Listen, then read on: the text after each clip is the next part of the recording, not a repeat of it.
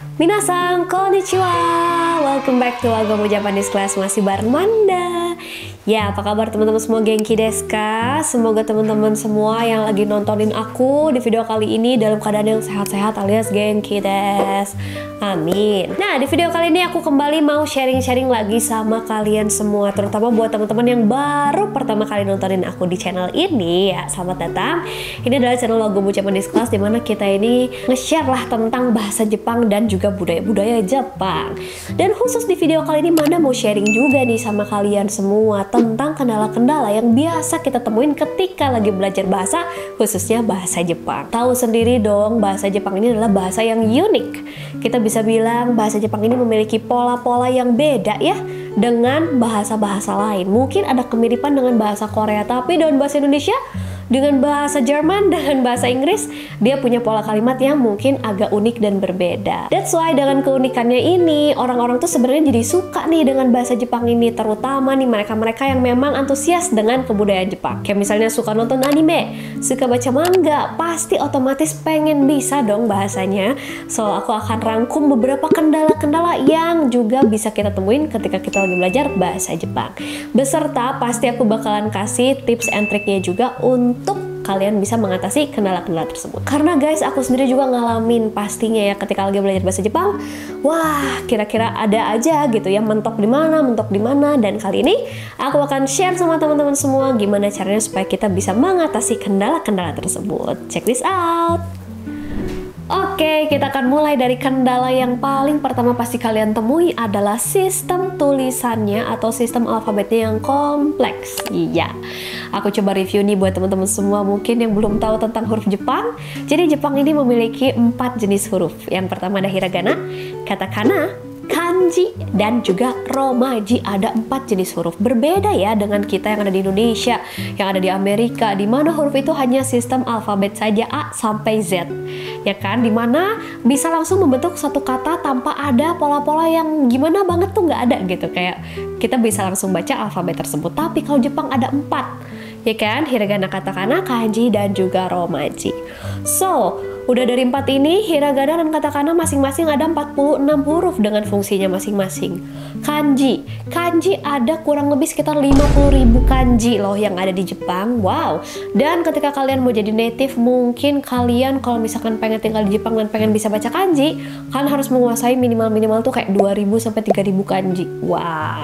Dan yang terakhir, romaji ini sama dengan alfabet kita. Itu juga dipakai di dalam sistem penulisan bahasa Jepang. Kayak gitu guys. So, dengan 4 jenis tulisan yang kompleks ini, 4 jenis huruf yang kompleks, gimana nih caranya kita mengatasi kendala ini? Yang pertama, pasti mulailah belajar dari yang paling basic, yaitu hiragana dan katakana. Caranya gimana kak? Itu mah banyak. Di buku-buku bahasa Jepang juga ada, kalian bisa lihat ya huruf hiragana apa saja, huruf-huruf katakana apa saja, dan kalian juga bisa ngerjain kuis-kuis yang ada di internet, di aplikasi belajar, atau kalian juga bisa sambil tontonin video kita yang ini, gimana kalian bisa belajar hiragana dan katakana, menguasai hiragana dan katakana kurang dari 1 jam untuk masing-masingnya. Sambil pakai kanakart juga boleh, karena itu bakal membantu kalian untuk memvisualisasikan hiragana dan katakana tersebut. Jadi langkah pertama adalah itu dulu guys, kuasain dulu nih hiragana dan katakananya. Oke, kalau aku biasanya aku juga akan menggunakan sebuah metode belajar atau media belajar yang aku suka. Karena aku orangnya suka menghias, suka gambar yang lucu-lucu. Jadi aku tuh beli satu notebook yang lucu dan aku tulis tuh hiragana apa saja, katakana apa saja, terus aku hias-hias dan aku bisa lihat bukunya setiap hari. Itu juga efektif dan works. Kalau misalkan kalian lebih suka pakai poster, bisa kalian tempelkan tuh si posternya di depan kasur kalian. Jadi bangun tidur bisa langsung lihat.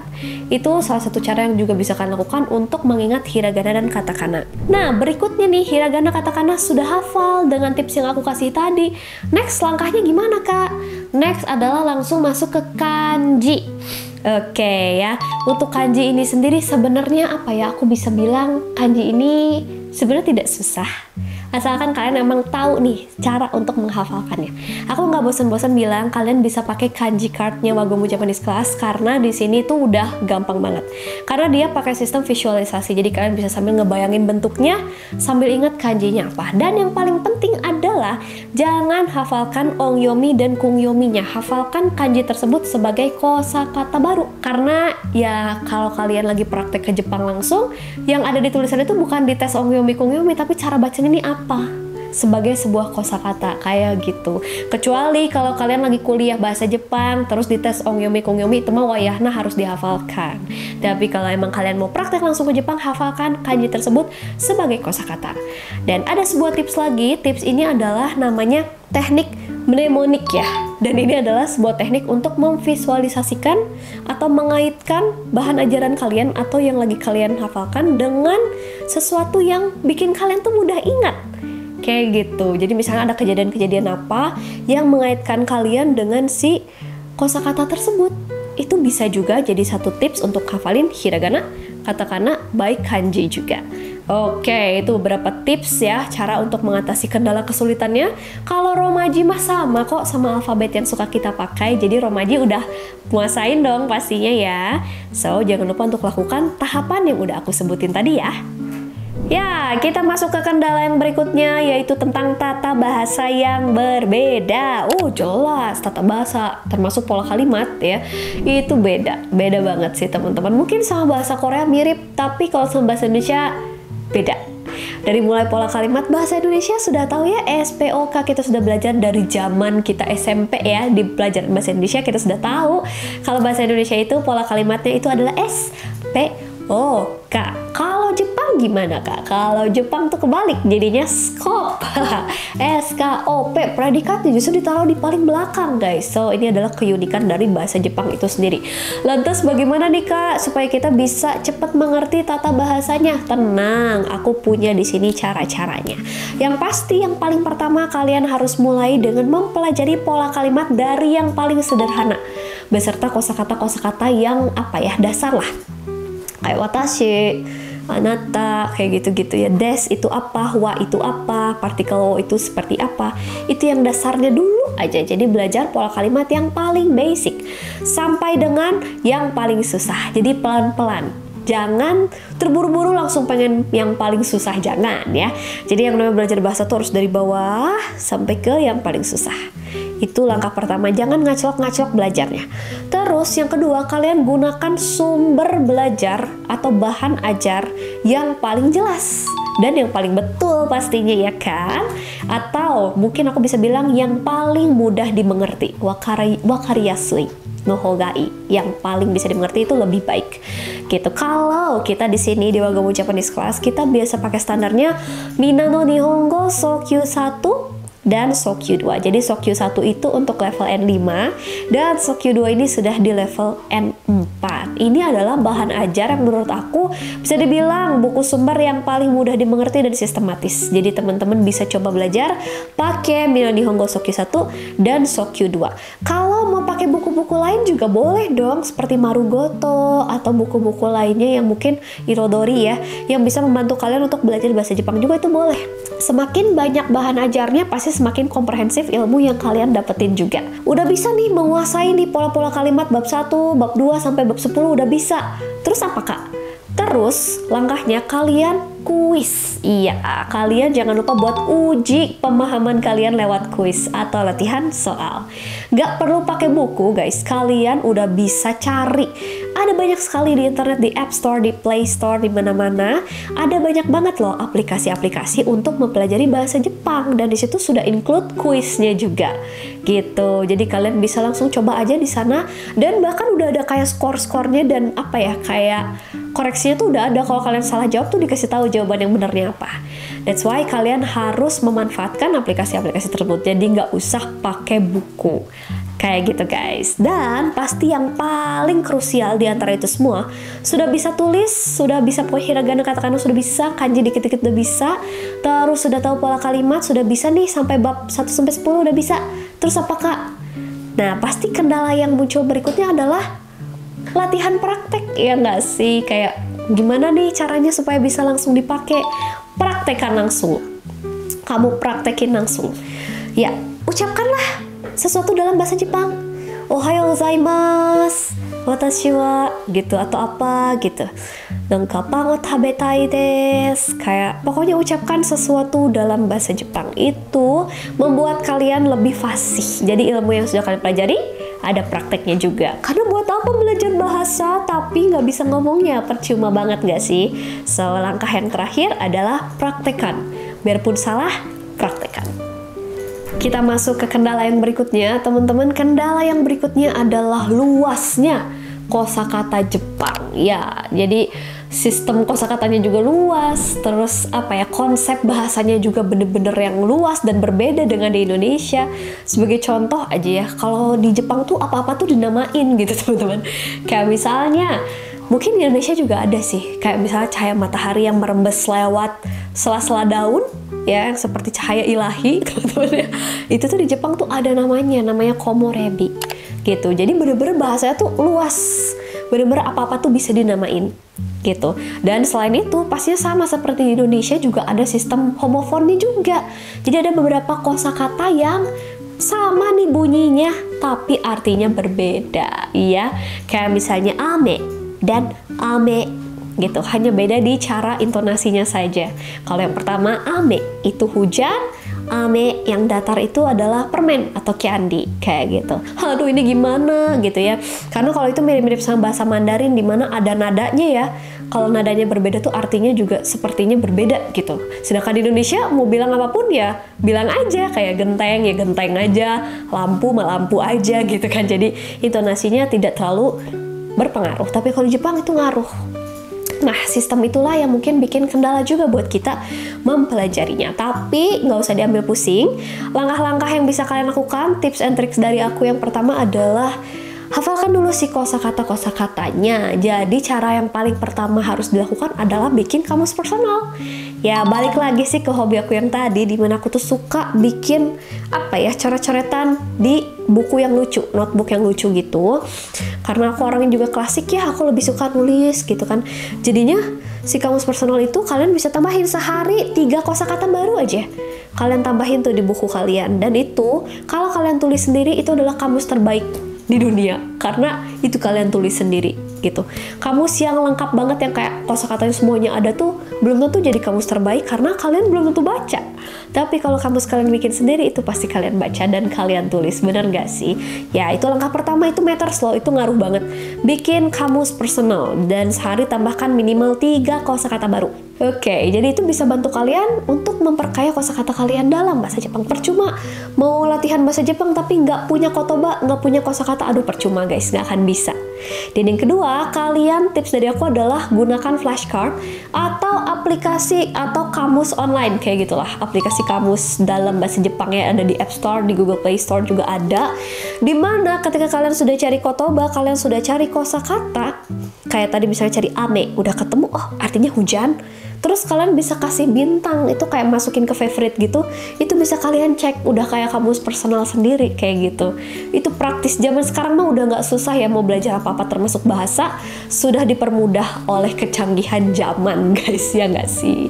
Itu. Dan tips yang paling terakhir dari aku kalau untuk kesulitan bahasanya atau kesulitan menghafalkan kotoba adalah dengan cara menonton dorama atau anime, membaca manga, mendengarkan lagu, menonton kayak channel-channel TV Jepang gitu guys. Itu percaya nggak percaya itu works banget. Temenku yang mau kerja di Jepang, dia kayak setiap hari tuh tontonin NHK, NHK di TV kayak buat ngedenger orang Jepang ngomong. Karena speednya pasti beda ya sama kita lagi latihan listening, latihan chokai di soal-soal yang ada. Itu kan ada fasenya kayak lambat gitu ya. Tapi kalau udah nyemplung langsung ke masyarakat itu ngomongnya kayak kita ngomong Indonesia cucu-cucu cepet banget guys, kayak gitu. Makanya untuk membiasakan biasanya sambil sapu-sapu, sambil nyetrika, nyalain aja TV sambil tonton channel bahasa Jepang. Tonton channel yang ada bahasa Jepang yang intinya kayak gitu. Mau berita, aku yakin lah minimal dari nonton 1 episode Jujutsu Kaisen aja kalian bisa dapetin kayak 10 kosakata baru lah kalau kataku. Ya dari si Inumaki ngomong aja kan udah ingat ada kata shake yang artinya salmon, ya kan? Jadi sesimpel itu gitu cara belajar yang menurut aku asik tapi efektif. Kendala berikutnya adalah kita capek atau kurang motivasi. Wah, itu mah dalam segala aspek kehidupan kayaknya bisa terjadi ya teman-teman. Gak cuma dalam belajar bahasa Jepang, tapi ketika kita lagi apapun, punya tujuan tertentu, tapi kita kali-kali pasti ada aja satu titik di mana kita unmotivated atau nggak pengen lanjutin tujuan kita gitu. Termasuk belajar bahasa Jepang. Ya kadang-kadang kalau tujuan kita kurang jelas atau kurang kuat lah, bukan kurang jelas ya, kita kadang-kadang jadi nggak termotivasi buat lanjutin belajar. Apalagi temen-temen yang emang belajarnya diseling sama kerja paruh waktu, sama kuliah, sama sekolah, wah kayaknya berat banget nih buat ikut ngelanjutin atau terus ngelanjutin si pelajaran bahasa Jepang. Aku ngerti, I feel you teman-teman. Aku pernah ada di titik 1 tahun tuh kayak nggak pengen upgrade ilmu, udah aja lah, asa udah cukup gitu ya, nggak usah belajar lagi karena tujuannya tidak jelas, kurang jelas kayak gitu. Tapi ketika kalian sudah punya tujuan yang jelas, kalian tuh bakalan selalu termotivasi guys. Percaya atau nggak percaya, itu tuh bener banget. So mulai dari sekarang silahkan ambil kertas kalian dan tulis ya sekarang ya, apa tujuan kalian belajar bahasa Jepang? Aku tungguin, ayo ditulis dulu. Oke, either apakah kalian mau kerja di Jepang, mau sekolah di Jepang, atau mau membahagiakan orang tua dengan gaji yang besar karena kerja di Jepang, atau hanya sebatas pengen bisa nonton drama atau anime tanpa subtitle, atau baca manga asli Jepang, atau pengen tinggal di Jepang, atau pengen nikah sama orang Jepang. Whatever, tulis aja di kertas saat ini juga. Nah, dari motivasi yang udah kalian tulis itu, dari tujuan itu, biasanya akan muncul nih motivasi teman-teman gitu. Memang ada sih satu titik dimana kita pasti kayak lagi capek banget dan gak mau belajar, itu gak masalah. Kalian boleh rehat dulu sebentar, boleh calm down dulu. Tapi ketika tulisan ini kalian baca lagi, oh iya kan aku punya tujuan mau nikah sama orang Jepang nih, jadi harus bisa nih bahasanya. Kalian bakal balik lagi ke belajar bahasa Jepang dengan baik, pasti seperti itu.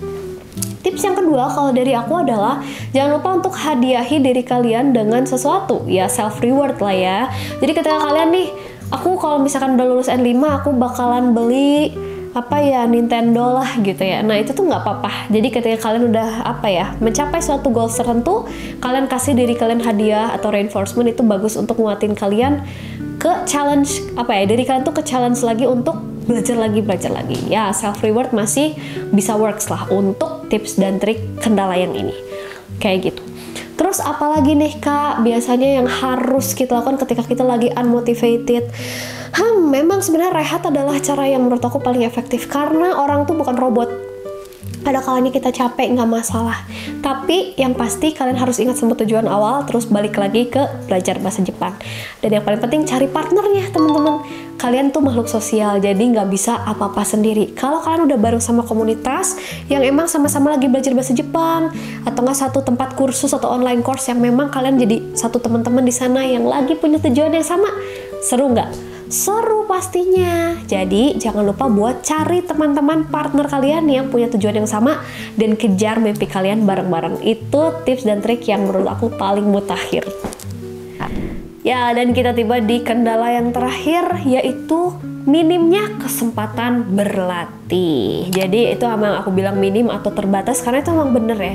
Ya namanya kita harus kursus atau belajar bahasa Jepang, itu tuh sebenarnya kesempatannya nggak semua orang bisa dapet ya.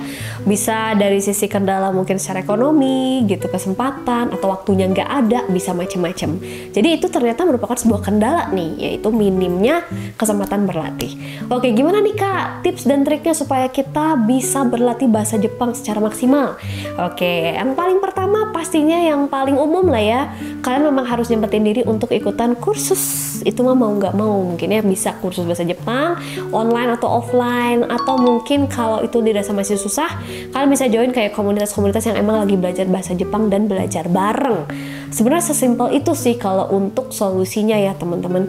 Tapi mungkin buat kalian yang ingin istilahnya kayak cara yang lebih mudah, sebenarnya aku bisa samain sama cara yang sebelumnya aku share sama kalian, yaitu kalian bisa dengan cara nonton kayak dorama atau anime, karena sebenarnya dari hearing kita juga bisa latihan praktek gitu.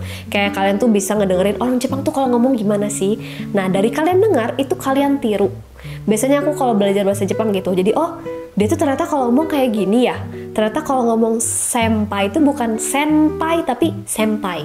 Dan itu bisa kita ketahui ilmu-ilmu kayak gitu tuh ketika kita bener-bener dengar dari orang Jepang langsung, baik dari dorama, anime, atau punya teman orang Jepang sekalipun, itu kalian baru bisa belajar kayak gitu. Jadi sebenarnya literasi untuk berlatih tuh memang sebenarnya kursus atau sama gurunya langsung, tapi kalian juga bisa berlatih dari media-media lain seperti yang aku sebutkan tadi. Dan yang paling penting adalah punya partner sih untuk kalian berlatih bareng, untuk conversation gitu, untuk latihan soal atau apapun, latihan kanji atau apapun, itu sebenarnya lebih asik kalau memang kalian punya komunitasnya sendiri, begitu teman-teman. Jadi tadi aku udah share ya, ada kurang lebih berapa ya, 5 apa 6 nih ya kendala dalam fokus belajar bahasa Jepang.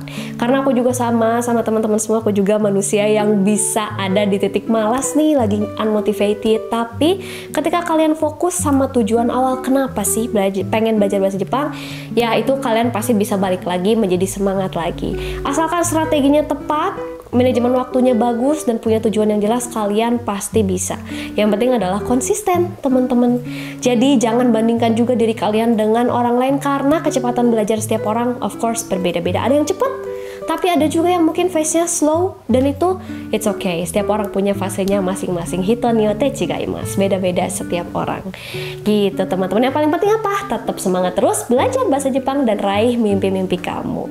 Ya, aku Manda dari Wagong Japanese Class. Kita akan bertemu lagi di konten-konten berikutnya. Arigato, mata ne. Dadah.